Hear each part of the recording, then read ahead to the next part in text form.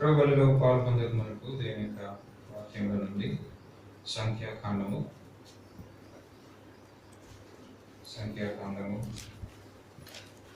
32వ అధ్యాయము. సంఖ్యాకాండము 32వ అధ్యాయము 5 వచనాలు, మొదటి 5 వచనాలను మనం మార్చి చదువుకున్నాం. సంఖ్యాకాండము 32వ అధ్యాయము మొదటి 5 వచనాలను మార్చి చదువుకున్నాం. రూబేనీలకును గాదీలకును అతి విస్తారమైన మందలు ఉండేది కనుక యాజేరు ప్రదేశమున గిలాదు ప్రదేశమున మందలకు తగిన స్థలం అని తెలుసుకుని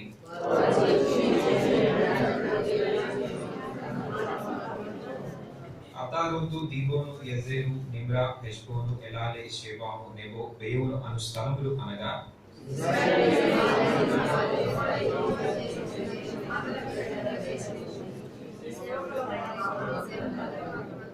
కాబట్టి మా ఎడల నీకు కటాక్షము కలిగిన ఎడల మమ్మల్ని యోర్దాను అద్దరికి దాటిపక నీ దాసులమైన మాకు ఈ దేశమును స్వాస్థ్యముగా ఇమ్మనగా. చాలు. ప్రభు సహాయం కొరకు ప్రార్థన చేసుకున్నాం.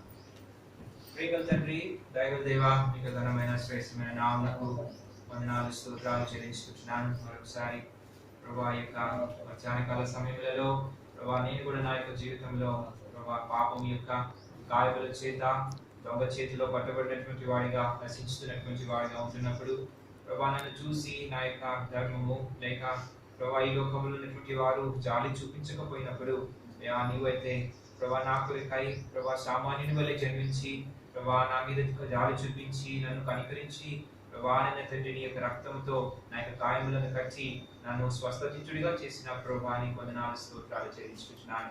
అయా తండ్రి నీకు పరిశుద్ధాత్మ దేవుని ఇచ్చినావు ప్రభా, నీకు సంఘంలో ఉంచినావు ప్రభా. నిన్న తండ్రి సంఘంలో నీకు ఇస్తున్నటువంటి నీకు కృపాంతటిని బట్టి ఆత్మీయ భౌతికమైనటువంటి ఆదరణ బట్టి నీకు ఎంతో వందనాలు స్తోత్రాలు చెల్లిస్తున్నాను. ఆ యొక్క కృపకు నన్ను యోగ్యునిగా పాత్రుడిగా ఇచ్చినావు, అందుని బట్టి స్తోత్రాలు చెల్లించుకుంటున్నాను. నిత్యము ఆ యొక్క బల దగ్గర చేరగలిగినటువంటి కృపను ఆ నిత్యతను కూడా ఇచ్చినావు ప్రభా, నీకు ఎంతో వందనాలు స్తోత్రాలు. ఈ యొక్క మధ్యాహ్నకాల సమయంలో నేను మీ మందరం కూడా కలిసి ఆ యొక్క బలలో పాల్గొందుటకు ఆసక్తితో ప్రభా చేయుచుడిగా పాల్గొందుటకు ఏమాత్రం మాలో మా యొక్క జీవితంలో గొప్పతనము యోగ్యత లేదయ్యా.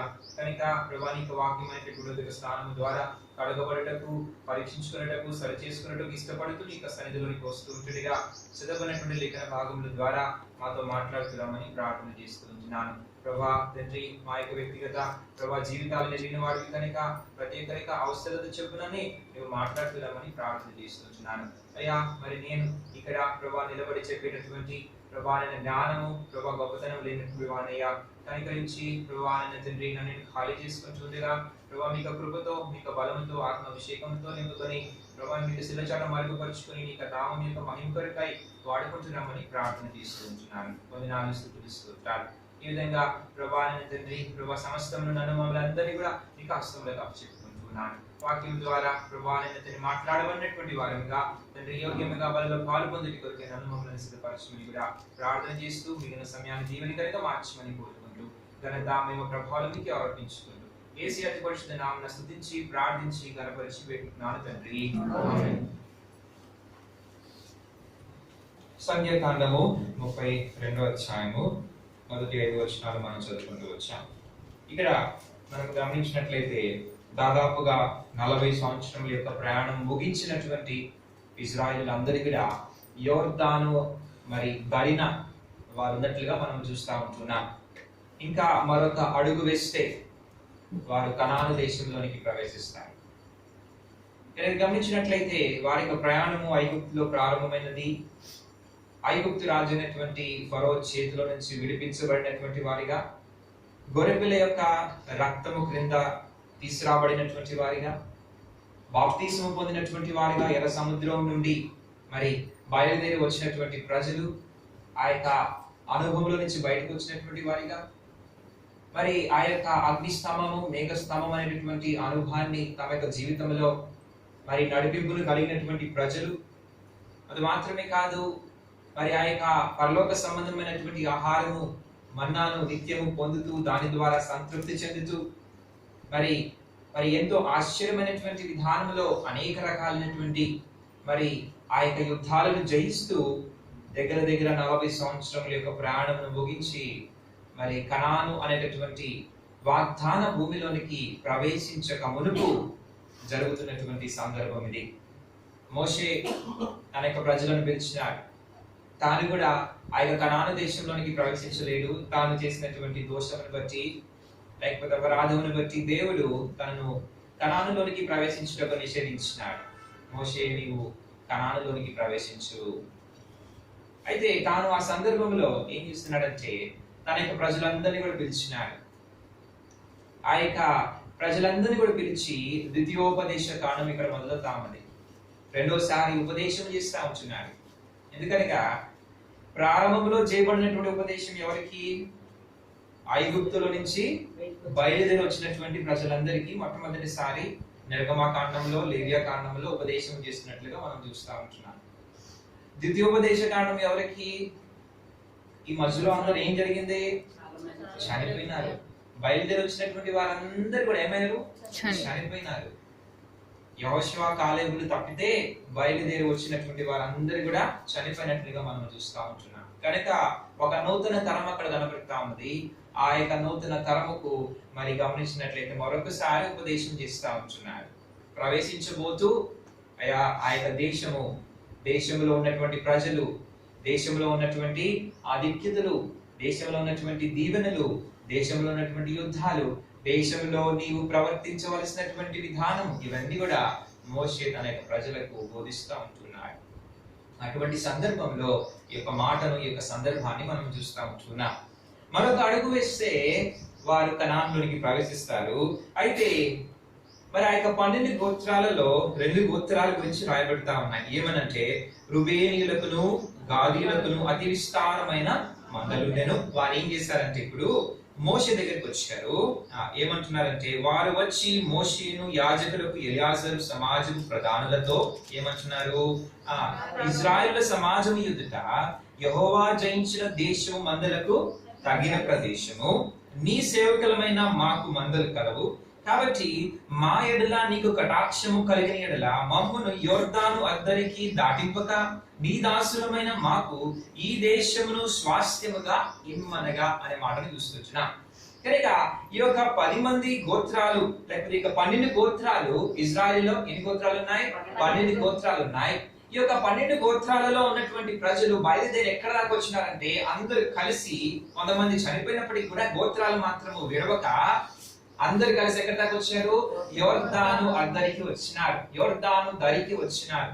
ఇప్పుడు ఆ యొక్క యొర్దాను దాటితే కనాను దేశం. ఒక్క అడుగు వేస్తే లేకపోతే ఆ యొక్క యొర్దాను నది దాటితే కనాను దేశము. కనుక గమనించినట్లయితే అటువంటి సందర్భంలో ఏమంటున్నారంటే కనాను దేశం ఏంటి? కనాను దేశము దేవుడైనటువంటి యెహోవా అబ్రహామునకును, యాకోబునకును, ఇస్సాకునకును, యాకోబునకు ఇచ్చినటువంటి స్వాస్థ్యము, లేకపోతే ఇజ్రాయెల్ అనేటువంటి అనబడినటువంటి ప్రజలకు దేవుడు ఇచ్చినటువంటి స్వాస్థ్యము. ఇచ్చినటువంటి కాదు, వాగ్దానం చేసినటువంటి, నిబంధన చేసినటువంటి స్వాస్థ్యము. ఈ స్వాస్థ్యం ఎంతమందికి? 12 గోత్రాలకు ఇవ్వబడినటువంటి స్వాస్థ్యం అది కదా. ఆ యొక్క రుబేనీలకు, గాదీయులకు, లేకపోతే షిమ్యోనీయులకు, లేవీయులకు, లేకపోతే యూదులకు, లేకపోతే అన్ని గోత్రాలకు సంబంధించినటువంటి వారందరికీ కూడా స్వాస్థ్యం ఎక్కడున్నది? ఆ నది దాటితే. అయితే ఇప్పుడు ఒక 2 గోత్రాలు వచ్చాయి. 2 గోత్రాలు వచ్చాయి. ఏమంటారంటే మోషేతో, అయ్యా మరి మాకు ఏమి ఇవ్వాలి? ఏమంటారంటే నీ దాసులమైన మాకు ఈ దేశమును స్వాస్థ్యముగా ఇమ్మనగా. ఈ దేశము ఏ దేశం అది? దేవుడు ఏర్పరిచినటువంటి దేశమే కాదు. యోర్దాను యువతగా మోయాబు దేశం అది.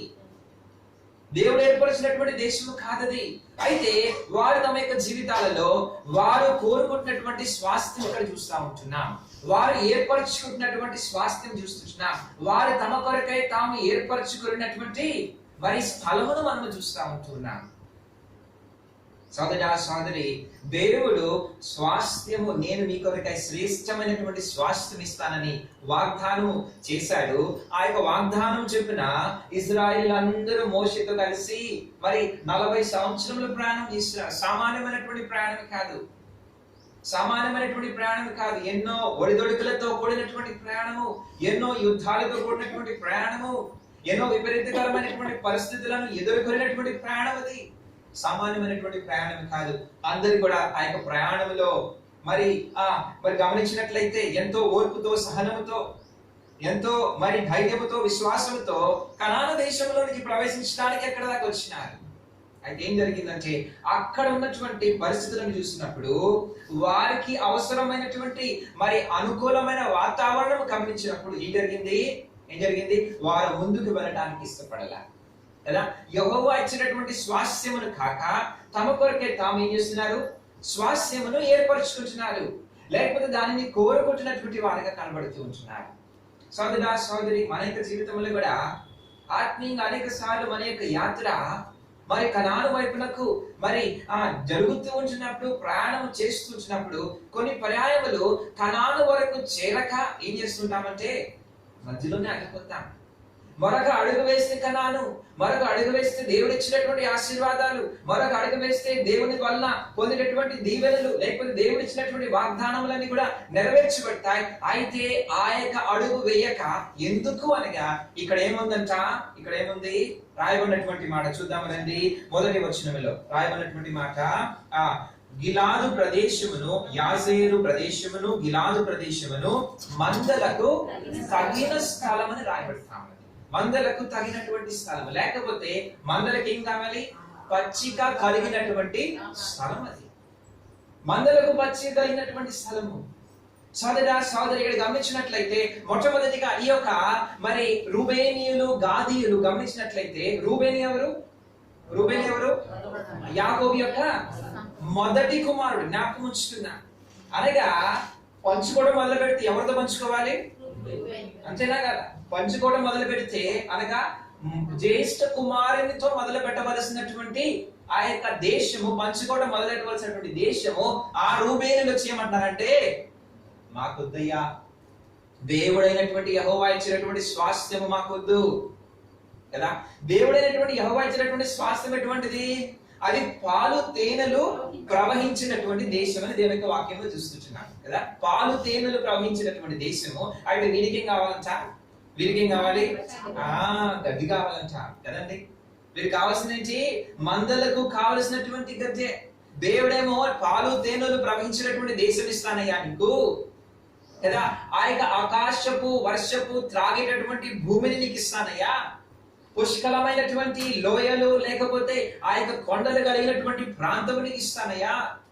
శ్రేష్టమైనటువంటి ఆహారము, శ్రేష్టమైనటువంటి నీరున్నటువంటి స్థలము మీకు ఇస్తానంటే వారి యొక్క ఆలోచన, వారి యొక్క ఉద్దేశం, వారి యొక్క తలంపు ఎక్కడున్నదంటే ఎవరి మీద ఉన్నదంటే వారి యొక్క మరి పశువుల మీద కనపడతా ఉన్నది.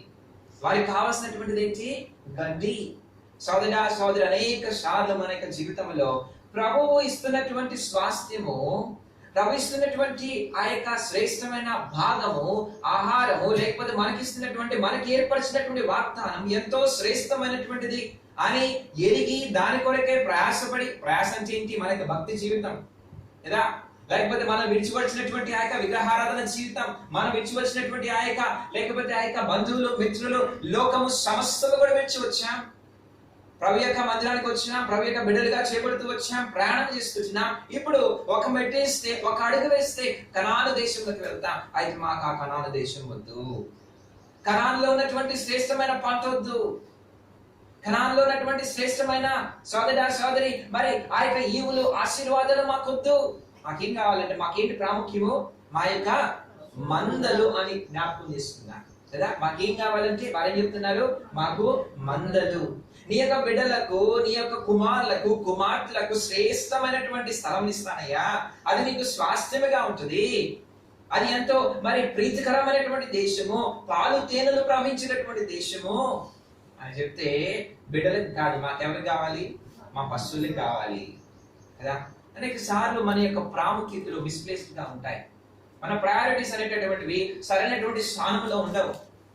మనం కోరుకునేటటువంటివి, దేవుడు కోరుకున్నటువంటివి వేరుగా కనబడతా ఉన్నాయి.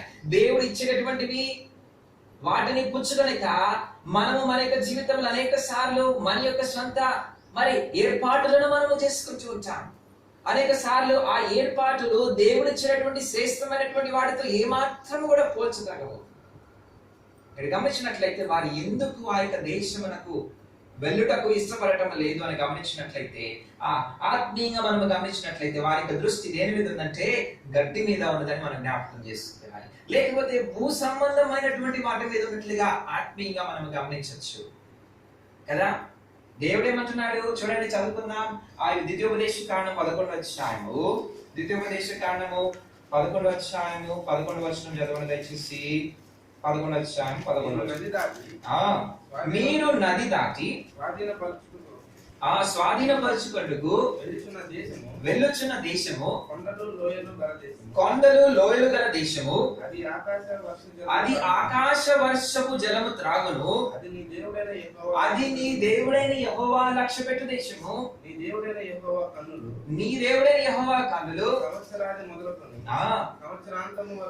సంవత్సరాంతము వరకు ఎల్లప్పుడూ దాని మీద ఉండును. ఇక్కడ గమనించినట్లయితే ఆ యొక్క భూమి అంట రాయబడినటువంటి మాట, అది ఆకాశ వర్షపు జలమును త్రాగును అనే మాటను చూస్తున్నా. నేను ఆకాశపు వర్షపుని ఇస్తాను అని చెప్తుంటే వీళ్ళకి ఏం కావాలంట? భూమి యొక్క గడ్డి కావాలి కదా, ఆకాశపు వర్షము. అందుకని పౌలు భక్తుడు అంటున్నాడు కదా, కొలస్సీయులకు రాసిన పత్రిక 3వ అధ్యాయం 1వ వచనంలో, మీరు క్రీస్తుతో లేపబడిన వారైతే పైన ఉన్నటువంటి వాటిని వెదకుడి అనే మాటని చూస్తున్నాం. కనుక గమనించినట్లయితే రూబేనీయులు, గాదీయులు వారి యొక్క మరి ఫోకస్ లేకపోతే వారి యొక్క దృష్టి అంతా కూడా దేని మీద ఉందంటే, ఎక్కడైతే మంచి గడ్డి దొరుకుతుందా, ఎక్కడైతే మందలు కలిగినటువంటి వారము, లేకపోతే ఎక్కడైతే పశువులు కలిగినటువంటి వారము, మరి మనము మన యొక్క పశువులకు సరిపడినటువంటి ఎక్కడైతే గడి దొరుకుతుందో, లేకపోతే పశువులకు సరిపడినటువంటి ఆ యొక్క మేత దొరుకుతుందో అక్కడ మనం స్థిరపడదాం కదా.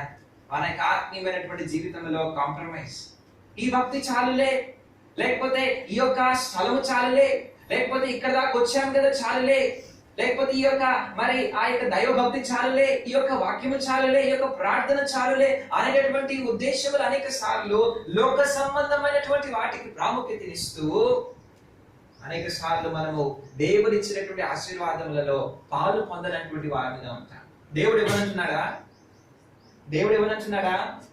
దేవుడు వారితో కూడా ఉండి 40 సంవత్సరాలు వారిని సహిస్తూ భరిస్తూ వారికి మరి ఇంక ఏ జలముతో కూడా ఉండకుండా ఆయన చేస్తూ వచ్చాడంటే, వారికి అగ్నిస్తంభంగా మేఘస్తంభంగా ఉంటూ వారితోనే నడుస్తూ వచ్చాడు, వారికి ఆ మార్గంలో సరళపరుస్తూ వచ్చాడు, వారి పక్షంలో యుద్ధం చేస్తూ వచ్చాడు. ఇక్కడ దాకా తీసుకొచ్చిన తర్వాత ఏం చేయాలి? మీరు ఆ యొక్క దేశంలోనికి వెళ్ళాలి. దేవుడు ఇవ్వనటం లేదు. దేవుని యొక్క వాగ్దానం చాలా స్పష్టము. ఆయన అబ్రహాం, ఇస్సాకు, యాకోబులకు వాగ్దానం చేసినాడు, ఒక నిబంధన భూమిని ఏర్పరిచినాడు. అది ఇవ్వటానికి ఎంతైనా ఇష్టపడుతున్నటువంటి వారిగా, స్థిరముగా ఉన్నటువంటి వారిగా ఉంటున్నాడు. అయితే ఆ యొక్క వాగ్దానములను స్వతంత్రించుకోవడానికి ఇష్టపడినటువంటి రూబేనీయులు, గాదీయులు ఇక్కడ కనబడతా ఉంటున్నారు. సోదరి అనేక సార్లు దేవుడు మనకి వాగ్దానాలు ఇస్తాడు కానీ వాటిని స్వతంత్రించుకోలేనటువంటి వారంగా ఉంటాం. ఎందుకు అనగా ఆ దేవుడు తప్పు కాదు. దేవుడు వాగ్దానం ఇచ్చినాడు కదా, అది నా యొక్క జీవితంలో నెరవేర్చబడలేదే, దేవుడు మాట ఇచ్చినాడు కదా, మాట తప్పిపోయినాడే అనుకుంటూ ఉంటాం. కాదండి, దేవుడు ఇవ్వటానికి సిద్ధముగానే ఉన్నాడు కానీ మధ్యలో నీకేమైందంటే నీ యొక్క దృష్టి ఆకాశపు వర్షపు జలము దాని మీద లేదు, కానీ దేని మీద ఉందంటే భూమి మీద నుంచి మొలచేటటువంటి గడ్డి మీద ఉన్నది, లోకము మీద ఉన్నది. లోకము ద్వారా నువ్వు పొందగలిగినటువంటి, లేకపోతే లోకము ద్వారా నువ్వు పొందగలిగినటువంటి తాత్కాలికమైనటువంటి విషయాల మీద ఉన్నాయి, తాత్కాలికమైనటువంటి సంతోషాల మీద ఉన్నాయి. ఉదయం కనబడి సాయంకాలం మాయమైపోయేటటువంటి గడ్డి మీద నీకు దృష్టి కనబడతా ఉన్నది. సోదరి మన యొక్క జీవితాలను జ్ఞాపకం చేస్తుందా? ఎక్కడ మనము ప్రభు ఇచ్చినటువంటి వాగ్దానమును చేరక ఎక్కడ మనం వెనుకంజ వేస్తూ ఉంటున్నామో, దానిని స్వతంత్రించుకోనక ఎక్కడ వెనుకంజ వేస్తూ ఉంటున్నామో, ఎందుకు వేస్తున్నాం అంటే దానికి కూడా కారణం ఉన్నది. మన యొక్క దృష్టి దేని మీద ఉండాలో వాటి మీద కాక.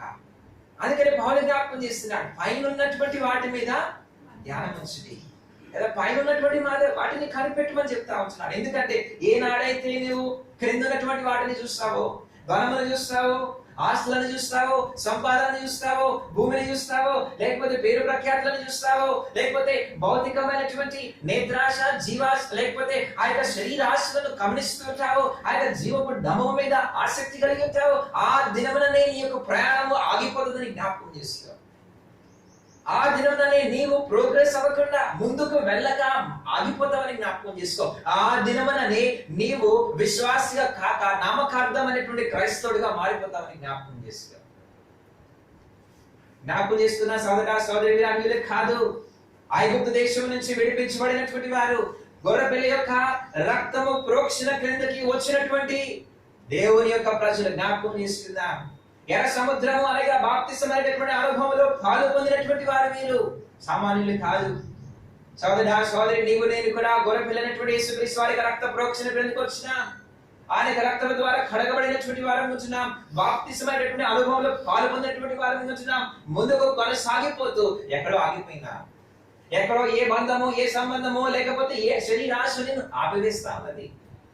నీ యొక్క పనులను లేకపోతే నీ యొక్క బాధ్యతలు లేకపోతే నీవు ఏర్పరచుకున్నటువంటి నీవు ఏంటంటే ప్రాముఖ్యమని తలచినవో కదా, అవి ఏం చేస్తున్నాయంటే నిన్ను ఆ యొక్క దేశంలోనికి వెళ్ళనివ్వకుండా ఏమంటున్నారంటే వీరు వచ్చి, అయ్యా ఈ స్వాస్థ్యం మాకు. ఎప్పుడైతే వారు ఆ యొక్క స్వాస్థ్యమును కదా, ఆ యొక్క దేవుడిచ్చినటువంటి స్వాస్థ్యమును కాక దేవుడిచ్చినటువంటి స్వాస్థ్యము కాక తమ కొరకే తాము వేరే స్వాస్థ్యమును ఏర్పరచుకున్నారో దాని అర్థం ఏంటి? దేవుడిచ్చినటువంటి స్వాస్థ్యమును వారు త్రోసివేస్తా ఉంటున్నారు కదా. దేవుడిచ్చినటువంటి స్వాస్థ్యమును త్రోసివేస్తా ఉంటున్నారు. ఇది సామాన్యమైనటువంటి వాగ్దానం కాదు. 400 సంవత్సరాలుగా మరి ఆ యొక్క వాగ్దానము మరి దాని యొక్క ప్రణాళిక ఏర్పాటు దాని కొరకై నెరవేర్చబడుతున్నటువంటి విషయాలన్నీ కూడా కాదనుకొని తమ కొరకే తాము వేరే స్వాస్థ్యమును ఏర్పరచుకుంటున్నారు. అనగా దేవుడిచ్చినటువంటి స్వాస్థ్యమును కాదనుకుంటున్నారు, వద్దనుకుంటున్నారు కదా. ఆ యొక్క ఏశావుని గురించి కూడా దేవుని యొక్క వాక్యంలో చూస్తా ఉంటున్నారు. ఏశావు గురించి రాయబడినటువంటి మాట, దేవుడిచ్చినటువంటి ఆ యొక్క జైస్తత్వమును పోగొట్టుకున్నటువంటి వ్యభిచారి అయినను భ్రష్టుడైనను మీలో ఎవరైనా విన్నట్లయితే జాగ్రత్తగా చూసుకుని దేవుని యొక్క వాక్యం చూస్తా ఉంటున్నాను. ఎవరి రాసిన పత్రిక 12వ అధ్యాయంలో. సోదరా సోదరి, ఉచితంగా ఇచ్చినటువంటి ఆ యొక్క స్వాస్థ్యం అది, లేకపోతే ఆ యొక్క ఏర్పాటులో ఉంచబడినటువంటి ఆ యొక్క స్వాస్థ్యం అది, జ్యేష్ఠపు హక్కు అది. దేని కొరకే పోగొట్టుకున్నాడు? దేని కొరకే పోగొట్టుకున్నాడు? రంగు ఎర్రని రంగు కలిగినటువంటి ఆ యొక్క కూర కొరకై పోగొట్టుకున్నాడు. ఆలోచించండి, దేవుడు పాలు తేనెలు ప్రవహించినటువంటి దేశం ఇస్తానంటే రుబేనీయుల గాడిదలకు ఏం కావాలంట? పచ్చిగడ్డి కావాలి. ఎంత అవివేకమైనటువంటి, ఎంత మరి మూర్ఖత్వము దౌర్భాగ్యముతో కూడినటువంటి ఏర్పాటు వీరి యొక్క జీవితంలో. సోదరా సోదరి, జాగ్రత్త పడదాం. మన యొక్క జీవితంలో కూడా మనము ఎప్పటికీ కూడా ఒక అడుగు ముందు వేస్తూ ఆ యొక్క కనాను వైపునకు ప్రయాణం చేయవలసినటువంటి వారమే ఉంటున్నాం. అయ్యో, ఆ యొక్క 40 సంవత్సరాల యొక్క ప్రయాణం దేనికి కదా? నువ్వు ఇంతవరకు చేసినటువంటి భక్తి దేనికి? నువ్వు ఇక్కడే ఉండేవాడివైతే ఆ యొక్క యోర్దానును దాటడానికి ఇష్టం లేకపోతే ఇక్కడ వరకు చేసిన ప్రయాణం దేనికి? ఇంతవరకు చేసినటువంటి ఆ యొక్క భక్తి దేనికి కదండి? అనేక సార్లు నేను చేసినటువంటి భక్తి, నేను చేసినటువంటి సేవ, నేను చేసినటువంటి ప్రార్థన, నేను చేసినటువంటి ఆరాధన, ఇవన్నీ కూడా మనం మోటేసుకొని వస్తా ఉంటాం, అనుకుంటూ ఉంటాం. అది దేనికి ఉపయోగపడటం లే. అంతకాలం ప్రయాణం చేసినారు, అయితే ప్రవేశించగలిగినారా? ప్రవేశించలేరు. సోదరా సోదరి, బయలుదేరి వచ్చింది 12 మంది, అయితే వారు ఏమాత్రం కూడా ప్రవేశించారు. దానికి గల కారణం ఏంటంటే, మొట్టమొదటిగా వారి యొక్క దృష్టి దేని మీద ఉందంటే పైన ఉన్నటువంటి వాటి మీద కాదు, కానీ ఆ భూ సంబంధమైనటువంటి వాటి మీద, తాత్కాలికమైనటువంటి వాటి మీద ఉన్నట్లుగా మనం చూస్తున్నాం. దేవుని యొక్క మరి ఉన్నతమైనటువంటి ఉద్దేశాలను విడిచి ఏ తాత్కాలికమైనటువంటి సంతోషం కొరకై, తాత్కాలికమైనటువంటి సంతృప్తి కొరకై ఇక దినములను పరిగెడుతున్నావో, వెంబడిస్తున్నావో, ఆచరిస్తున్నావో, దేవుని యొక్క స్థలమును, దేవుని యొక్క మందిరమును, దేవుని యొక్క బిడ్డను విడిచి, దేవుని యొక్క వాగ్దానమును విడిచి ఏ తాత్కాలికమైనటువంటి వాటి కొరకి మరి ఎదుగులాడుతుంటున్నావో, ప్రయత్నం చేస్తున్నావో, నీకు సమయాన్ని గడుపుతున్నావో, అవి మన యొక్క జీవితంలో ఎంత నష్టం కలుగు చేస్తాయని జ్ఞాపకం చేసుకో. అదే పైన ఉన్నటువంటి వాటి మీద కాక భూమి మీద ఉన్నటువంటి వాటి. రెండోది గమనించినట్లయితే, వీరు ఆ యొక్క దేశంలోనికి ప్రవేశించడానికి గల కారణము, ప్రవేశించకపోవడానికి గల కారణం ఏంటి అని మనం గమనించినట్లయితే, మొదటిది భౌతికమైనటువంటి భూ సంబంధమైనటువంటి వాటి మీద దృష్టి అయితే చూద్దాం రండి. 4వ వచనంలో చూస్తున్నా, 4వ వచనంలో చదవండి. ఇశ్రాయేలీయుల సమాజం ఎదుట యెహోవా జయించిన దేశము. గమనించండి, ఏమని రాస్తున్నాడు? ఇశ్రాయేలీయుల సమాజం ఎదుట యెహోవా జయించిన దేశము మందలకు తగిన ప్రదేశం. ఈ దేశం ఏంటి? ఈ దేశం ఏంటి? యెహోవా జయించిన దేశం అని జ్ఞాపకం చేస్తుంటున్నారు కదా. యెహోవా జయించినటువంటి దేశం. యెహోవా ఎన్ని దేశాలు జయించినాడు ఈ 40 సంవత్సరాల్లో? చాలా జయించినాడు కదా. ఒక దేశమా, లేకపోతే 2 దేశాల, ఒక రాజా, 2 రాజులు, ఎంతో మంది ప్రయాణం అంతటిలో కూడా అనేక మందిని జయించుకుంటూ వచ్చాడు. జయించినటువంటి ప్రతి దేశం మనదేనా? జయించినటువంటి ప్రతి దేశంలో ఉండాలని దేవుడు మరి చెప్పినాడా? చూసినటువంటి దేశము లేకపోతే జయించినటువంటి ప్రతి దేశం లేదు. నీకు ఒక గమ్యస్థానం ఏర్పరిచా, ఆ యొక్క స్థానానికి చేరాలి కదా. ఇక్కడ దాకా వచ్చాము కదా, మరొక అడుగు వేస్తే కదా కణాలు కదా. సోదరి అనేక సార్లు గమనించినట్లయితే మన యొక్క జీవితంలో కూడా ఇటువంటి అనుభవమే కనబడతా ఉంటది. మనము మన యొక్క జీవితంలో అది ఒక కణాలు అక్కడే ఉంది కదా, ఎంతో దూరంలో లేదు. ఆ యొక్క సంపూర్ణత అనేటటువంటిది ఆత్మీయ జీవితంలో, ఆ యొక్క సంపూర్ణత అనేటటువంటిది, లేకపోతే ఆ యొక్క మరి దేవుని యొక్క బిడ్డలుగా మనము పొందవలసినటువంటి ఆ యొక్క సంపూర్ణత మరొక అడుగు వేస్తే ఉంది, మరొక కొంత సమర్పణలో ఉంది, మరొక కొంత ఆరాధనలో ప్రార్థనలో ఉంది, మరొక కొంత సహవాసంలో ఉన్నది. అయితే ఏం చేస్తామంటే ఇక్కడ దాకా వచ్చాం కదా, చాలే అనుకుంటా కదా. పొలిమేర్ల వరకు వచ్చాం కదా. ఎక్కడ దాకా వచ్చారు వీళ్ళు? పొలిమేర్ల వరకు వచ్చారు కదా, సరిహద్దుల వరకు వచ్చారు. ఇక్కడ చాలులే అనుకుంటాడు. సోదరి మన యొక్క జీవితంలో అనేక సార్లు ఎట్లా ఉంటామంటే ఆ పొలిమేర్ల క్రైస్తత్వంలో ఉంటాం కదా. పొలిమేరల క్రైస్తత్వంలో మనం ఉంటూ ఉంటాం. ఆ యొక్క సంపూర్ణముగా ఆ యొక్క దేశంలోనికి వెళ్ళడానికి ఇష్టపడం కదా. సంపూర్ణంగా ఆ యొక్క దేశాన్ని స్వతంత్రించుకోవడానికి ఇష్టపడం. ఎక్కడ ఉంటామంటే ఇక్కడ దాకా వచ్చేసాం కదా. ఇంతవరకు లేకపోతే ఇటువంటి అనుభవానికి వచ్చినాం కదా, ఇటువంటి ప్రార్థనలోకి వచ్చినాం కదా, లేకపోతే ఇంత కొంత ఆరాధన చేస్తున్నాం కదా, కొంత ప్రార్థన చేస్తున్నాం కదా, కొంత మరి ఒక కూడికలో పాలు పొందుతున్నాం, ఆదివారం వెళ్తున్నాం కదా, బలలో పాలు పొందుతున్నాం కదా, చాలలే. సోదరి అనేక సార్లు మనం ఏం చేస్తా ఉంటామంటే పొలిమేరులో ఉంటాం అన్నమాట. పొలిమేరులు అంటే లేకపోతే ఆ సరిహద్దులలో ఉండడం అంటే అటు దానికి సంబంధించినటువంటి వాళ్ళు కాదు, దీనికి సంబంధించినటువంటి వాళ్ళు కాదు. అంతేనా? లోతు గురించి, భక్తుడైనటువంటి లోతు గురించి దేవుని వాక్యంలో చూస్తాం.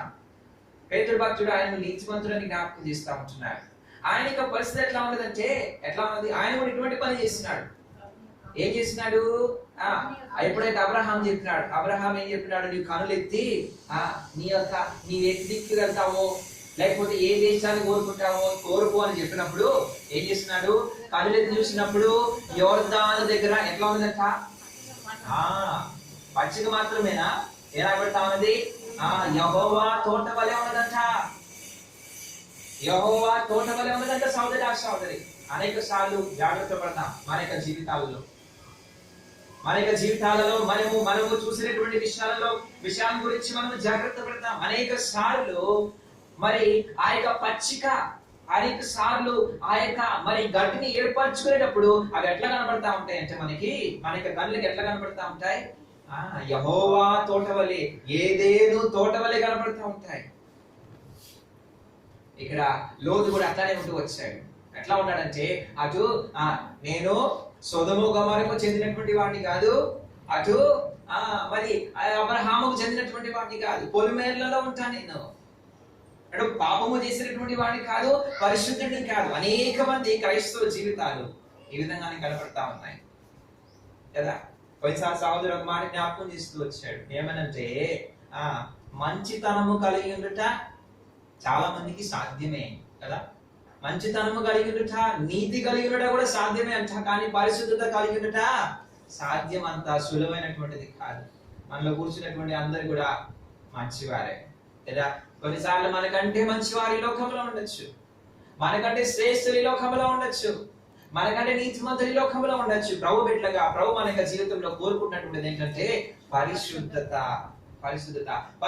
కలిగినటువంటి వారం అయితే ప్రభు యొక్క బలిలో పాల్పొందాలి కదండి. మన యొక్క జీవితంలో అనేక సార్లు పొలిమేర్ల క్రైస్తత్వము అనగా, పొలిమేర్ల క్రైస్తత్వం అంటే అదేంటో మనకు తెలుసు, అది అనుభవించినటువంటి వారం కాదు. అది ఎట్లా కనబడుతుందో మనకు తెలుసు, ఆ యొక్క అనుభవం మనకి లేదు కదా. క్రైస్తవ అనుభవం మనకి లేదు. క్రైస్తవులమని మాత్రమే చెప్పుకుంటూ ఉంటాం. మందిరానికి వెళతాం, అయితే ఆ యొక్క ఆరాధన అనుభవం లేదు. ఆరాధన చేస్తాం, ఆరాధన అనుభవం లేదు. ప్రార్థన చేస్తాం, ప్రార్థన అనుభవం లేదు. అనేక సార్లు మన యొక్క జీవితంలో అనుభవం లేనటువంటి క్రైస్తత్వాన్ని జీవిస్తూ ఉంటాం. మనం చదివేటటువంటిది, వినేటటువంటిది, నేర్చుకునేటటువంటిది ఒకటైతే జీవించేటటువంటి విధానం మరొకటి. దేవుని వాక్యంలో మరొక వ్యక్తిని మనం చూస్తాం. అపొస్తలుల కార్యములు 20వ అధ్యాయంలో మరి సహోదరుడు ఒక యవనస్తుడున్నాడు. పౌలు మరి అర్ధరాత్రి వరకు బోధిస్తా ఉన్నాడంట కదా. పౌలు అర్ధరాత్రి వరకు బోధిస్తా ఉంటే మరొక సహోదరుడు ఎక్కడ కూర్చున్నాడు? కిటికీలో కూర్చున్నాడు.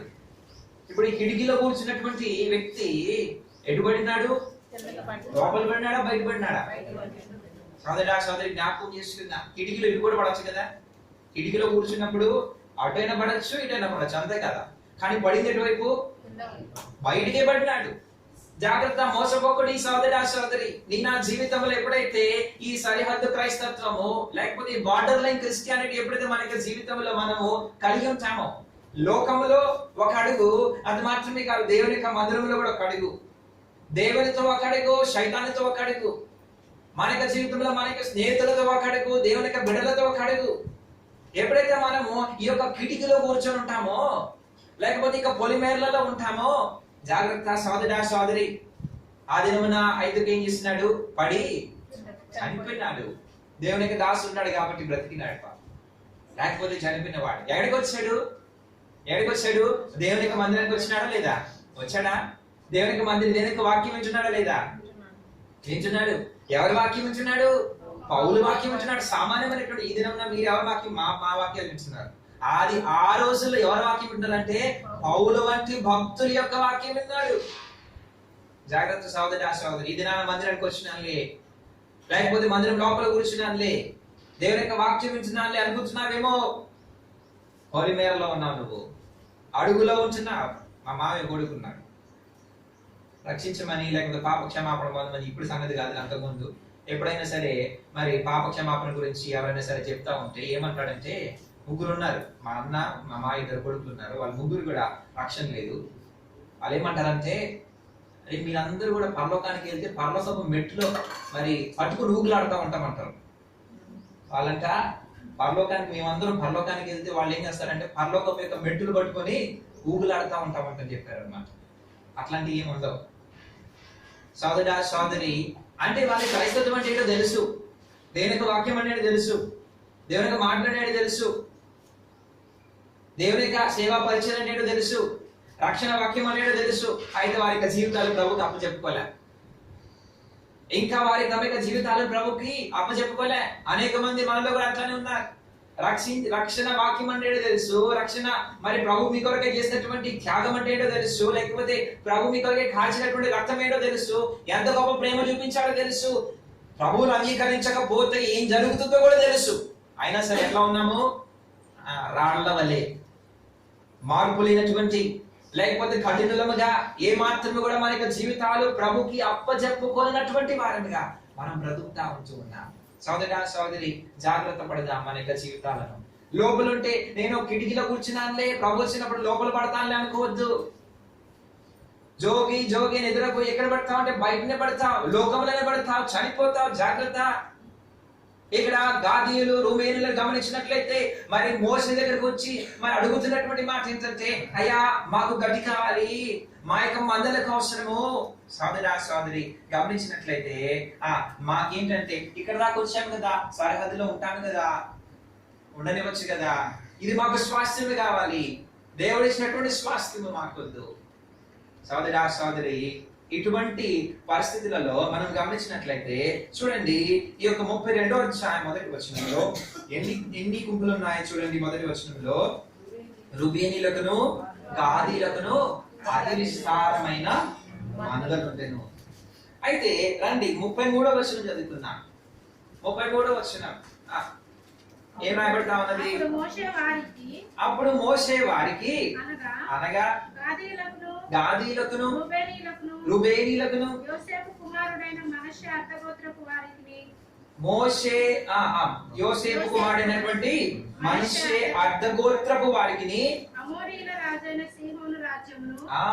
బాషాను రాజైన ఓగు రాజ్యమును దాని ప్రాంతపురములతో ఆ దేశమును చుట్టూ నుండి ఆ దేశములను. ఇప్పుడు గమనించినట్లయితే ఎన్ని గోత్రాలు అడిగినాయి? ఎన్ని గోత్రాలు అడిగినాయి? 2 గోత్రాలు పూర్తిగా అడిగినాయి. ఇప్పుడు 33వ వచనంలో గమనించినట్లయితే ఏమన్నది? యోసేపు కుమారుడైన మనష్షే అర్ధ గోత్రపు వారికి అనే మాటను చూస్తున్నాం. జాగ్రత్తగా చూద్దాం, గమనిద్దాం. ఇక్కడ వాడు అడిగినటువంటి మొట్టమొదటిగా ఎంతమంది అడిగారు? 2 గోత్రాలు మాత్రమే అడిగినారు. అయితే ఇక్కడ మధ్యలో ఏం జరిగిందంటే, అన్నా మేము కూడా వస్తాము, రూబేన్ అన్న నువ్వు సీనియర్ మోస్ట్వి, నువ్వే వెళ్తానంటే మేము కూడా ఏం చేస్తాం? నీతో కూడా వస్తాం. పేదరు అన్నాడు నేను చేపలు పట్టడానికి పోతానయ్యా అంటే శిష్యులందరూ అన్నారు పేదరు అన్నా నువ్వు సీనియర్ మోస్ట్వి, మేమేం చేస్తాము? నీతో కూడా వస్తాం. సోదరి జాగ్రత్త పడదాం. ఈ యొక్క దేవుని యొక్క మందిరములో ఉండుట అనేటటువంటిది గొప్ప బాధ్యతతో కూడినటువంటిది. దేవుని యొక్క మందిరములో ఉన్నంత కాలము మన యొక్క జీవితము మనము ఏర్పరచుకునేటటువంటి ప్రతి ప్రణాళిక, మనము ఏర్పరచుకునేటటువంటి ప్రతి విషయం అనేటటువంటిది ఎవరు గమనిస్తున్నారంటే, ఎవరు గమనిస్తున్నారు? యవనస్తులు చూస్తూ ఉంటున్నారు, చిన్నబిడ్డలు చూస్తూ ఉంటున్నారు, నీ కుమారులు చూస్తూ ఉంటున్నారు, నీ కుమార్తెలు చూస్తుంటున్నారు. జ్ఞాపకం ఉంచుకో. ఏడు గమనించినట్లయితే మొట్టమొదటిగా రూబేను బయలుదేరినాడు, రూబేనుతో పాటు అన్న బయలుదేరినట్లే గాదు బయలుదేరినాడు, గాదు రూబేనీళ్ళు వచ్చారులే అంటే ఎవరంట? మనిషి, యోసేపు కుమారుడైనటువంటి మనిషి. సోదరి జ్ఞాపకం చేసుకున్నా. ఇక్కడ రాయబడినటువంటి మాట ఏంటంటే, ఈ మనిషి పూర్తి గోత్రం రాలే. ఎవరు వచ్చారు? అర్ధ గోత్రం అని రాయబడింది కదా. ఏం రాయబడింది చూడండి. యోసేపు కుమారుడైన మనిషి అర్ధ గోత్రపు వారు అనే మాటలు చూస్తా ఉంటున్నాం. ఎంతమంది వచ్చినారు? సగం వచ్చినారు. మొట్టమొదటిగా ఏం జరిగిందంటే, ఆ గోత్రాలు 2 గోత్రాలు విడిపోయినాయి కదా. వీరు ఏర్పరచుకునేటువంటి ఉద్దేశాన్ని బట్టి ఇక్కడ జాగ్రత్తగా గమనించినట్లయితే వీరు ఏర్పరచుకునేటువంటి ఉద్దేశం ఏం జరిగింది? 2 గోత్రాలు వేరైపోయినాయి. ఇప్పుడు మరొక గోత్రంలో జరుగుతుంది ఏంటంటే, ఒక గోత్రము లోపలే వేరు. ఒక గోత్రము లోపలే నీవు ఏర్పరచుకునేటటువంటి ఉద్దేశాలు ఏం చేస్తాయంటే అనేక సార్లు కలవరము కలుగు చేస్తూ ఉంటాయి.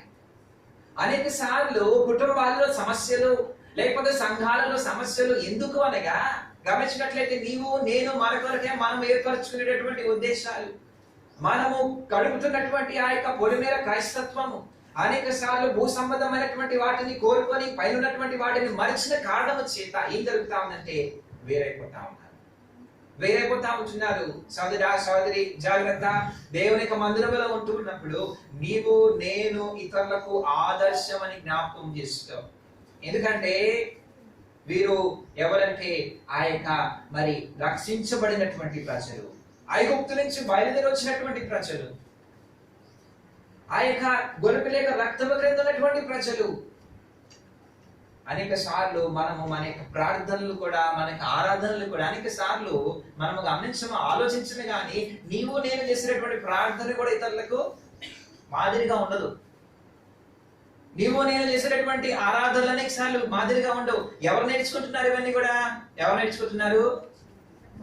మందిరంలో ఉన్నారు, చిన్నపిల్లలు ఉన్నారు, మందిరంలో యవనస్తులు ఉన్నారు. యవనస్తులు అంటే వయసులో మాత్రమే కాదు, అప్పుడప్పుడే రక్షించబడినటువంటి వారు కూడా ఉన్నారు. వీరందరూ ఏం చేస్తున్నారంటే నిన్ను నీ యొక్క ప్రార్థనలు చూస్తూ ఉంటున్నారు, నిన్ను నీ యొక్క జీవితంలో చూస్తూ ఉంటున్నారు, నీ యొక్క విధేయతను చూస్తూ ఉంటున్నారు, నీ యొక్క సేవలు చూస్తున్నారు, పరిచయం చూస్తూ ఉంటున్నారు. అన్నట్లా ఉంటే నేను కూడా ఉండొచ్చు కదా, అక్క అట్లా ఉండొచ్చు నేను కూడా ఉండొచ్చు కదా, అంకుల్ అట్లా ఉంటే, ఆంటీ అట్లా ఉంటే నేను కూడా ఇట్లా ఉండొచ్చు కదా. మొదలైంది ఇక్కడ ఒక గోత్రముతో 2 గోత్రాలతో. చివరికి ఎవరు వచ్చారంటే సోదరి ఎవరు వచ్చినారు? అయితే దీని వల్ల జరిగినటువంటి వీరు అడిగితే మోస ఏం చేస్తున్నాడు? సరే అది తీసుకోండి అని చెప్పినాడు. భగవంతుడు పెట్ల వారి లోపలికి రావాలని భగవంతుడు పెట్ల. అది జరిగినటువంటి మరి సందర్భాన్ని చూద్దాము. మొదటి దినవృత్తాంతములు 5వ అధ్యాయం. మొదటి దినవృత్తాంతములు 5వ అధ్యాయము 27వ వచనం చదవండి దయచేసి. 27వ వచనం. అయితే వారు మొదటి దినవృత్తాంతములు 5వ అధ్యాయము 27వ వచనం. అయితే వారు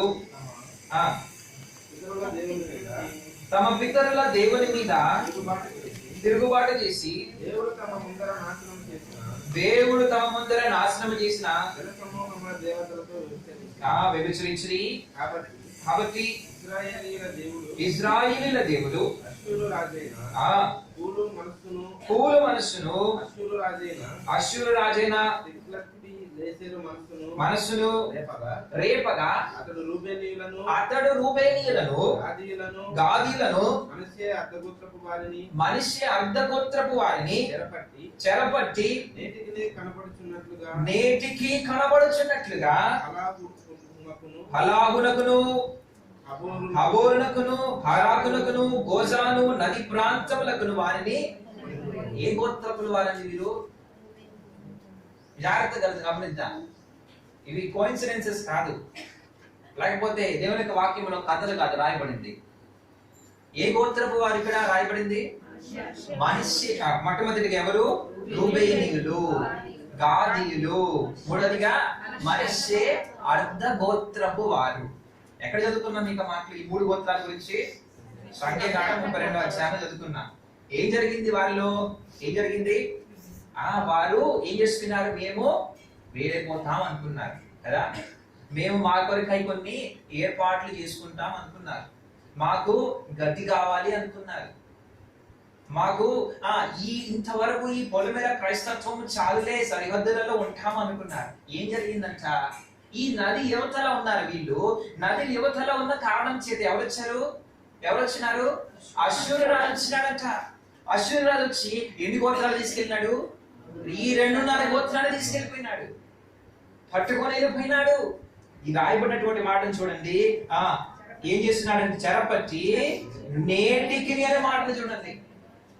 సోదరా సోదరి, నేటికి కనబడినటువంటి ఆ యొక్క స్థలములు ఇవి వాస్తవాలు. సోదరా సోదరి, దేవుని యొక్క వాక్యములో రాయబడినటువంటి గొప్ప సత్యాలు. ఎందుకు అనగా దేవుని యొక్క ప్రజల యొక్క సహవాసముతో వేరుపడినప్పుడు కదా, దేవుని యొక్క ప్రజల యొక్క సహవాసంతో వేరుపడిపోయినప్పుడు నీవు శత్రువుకి సులువుగా దొరుకుతావు. వారమంతా కూడా నీవెంతగా అయితే ప్రభు యొక్క ప్రజలతో కలిసి ఉంటావో, ప్రభువుతో కలిసి ఉంటావో, అంతగా నీవు పాపము నుండి, లేకపోతే అంతగా లోకము నుండి, లోకపు ఆశల నుండి, లేకపోతే కలవరము నుండి నువ్వు బ్రతికి బయటపడతా ఉంటావు. జాగ్రత్త, ఇది వాస్తవంగా నా అనుభవంతో చెప్తా ఉంటున్నా. ఎంతగా అయితే వారమంతా కూడా నువ్వు దేవుని యొక్క ప్రజలతో కలిసి ఉంటావో, అంతగా దేవుని ప్రజల యొక్క సంరక్షణ నీకుంటుంది. దేవుని ప్రజల యొక్క ప్రార్థన సంరక్షణ నీకుంటుంది. దేవుని ప్రజల యొక్క సహవాస సంరక్షణ నీకుంటుంది. జ్ఞాపకం చేసుకో. అందరు కలిసి ఉంటే, 12 గోత్రాలు కలిసి ఉంటే ఏం జరిగేది?